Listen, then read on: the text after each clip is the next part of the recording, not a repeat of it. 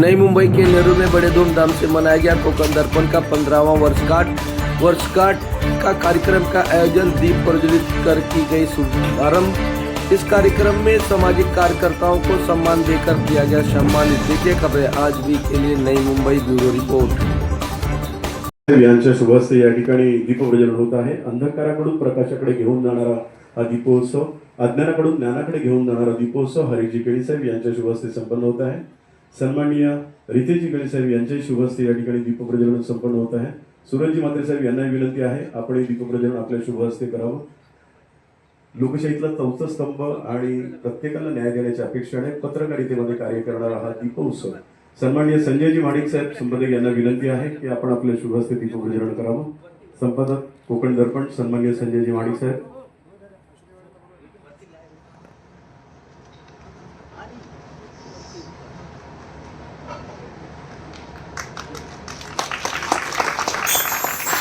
धन्यवाद। माननीय बाबासाहेब आंबेडकरांचा।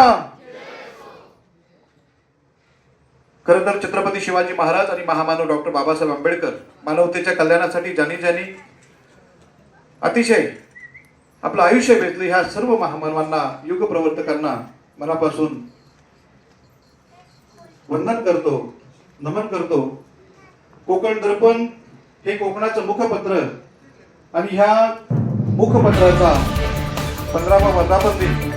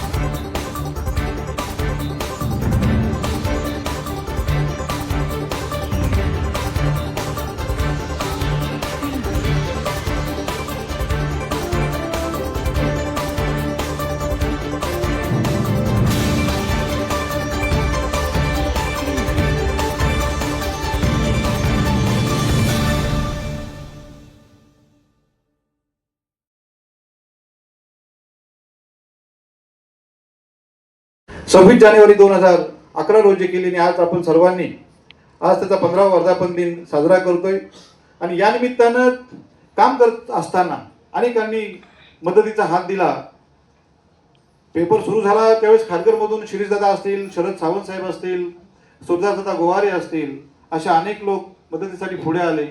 हे करत असताना नवी मुंबईमध्ये काम करताना आदरणीय लोकनेते गणेश दादा यांची प्रचंड मदत झाली, मार्गदर्शन झालं आणि हा प्रवास सुरू करता करता पनवेलला पोहोचला।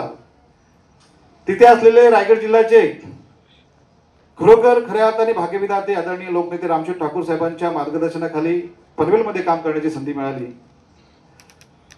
हे काम सुरू करत असताना आमचे भाऊ आदरणीय जे म्हात्रे साहेबांनी नेहमीच कोकण दर्पणच्या पाठीवरती नेहमीच आशीर्वाद ठेवला। प्रीतमदादा म्हात्रे असतील, आमचे परेशदादा असतील, असे अनगिनत लोक, डॉक्टर संजय ताळेकर सर असतील, राघवजी पटेल साहेब असतील।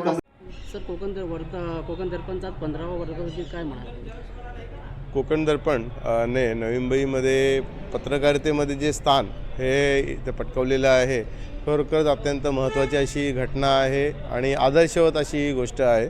कारण पत्रकारितेचं जग हे आज आपण पाहिलं तर मग तीव्र शब्दामध्ये एखाद्याची समीक्षा करण्यापेक्षा टीका करणं आणि त्याच्याकडे इतरांचं लक्ष वेधून घेणं आणि नकारात्मकतेच्या दृष्टीनेच प्रवास करणं, जेणेकरून आपल्यावरती जास्तीत जास्त लक्ष राहील, आपली स्वतःची निसेन्स पॉवर वाढेल, अशा प्रकारचा एक प्रघात हा या इथे पडताना दिसत आहे. आणि त्याच्यामध्ये काही पत्रकच अशी आहेत, काही वर्तमानपत्रच अशी आहेत जी मात्र साधारणतः ह्या प्रवाहाच्या विरुद्ध दिशेने खरोखर साधारणतः पत्रकारितेचा धर्म हा पाळून आणि अतिशय संसदीय अशा भाषेमध्ये मग साधारणतः एखाद्या गोष्टीची समीक्षा करणं आणि जर तो चांगलं काम करतो आहे तर ते चांगल्या कामाची मग साधारणतः चांगल्या कामासाठी शाबासकी देणं आणि त्याचबरोबर चुकीच्या कामासाठी मग साधारणतः एखाद्याला धारेवर धरणं आणि त्याचबरोबर समाजातल्या चांगल्या गोष्टी, चांगले प्रघात हे सर्वांच्या समोर आणणं आणि ह्याद्वारे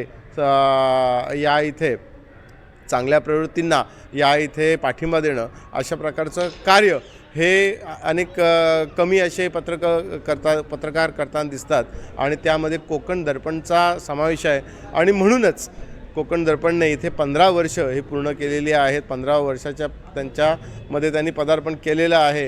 ही खरोखर एक मोठी अशी गोष्ट आहे, कारण आज साधारणतः जे या इथे पत्रकारितेचा धर्म पाळायच्या ऐवजी फक्त या इथे व्यावसायिक दृष्टिकोनच बाळगून असतात, त्यांचा कधीही या इथे त्यांची वृद्धी होऊ शकत नाही आहे. या इथे ज्यांनी समाजाशी आणि लोकशाहीशी बांधिलकी ठेवलेली आहे, असेच या इथे पत्रकार हे मोठे होऊ शकतात. आणि त्याच्यामध्ये कोकण दर्पण आहे.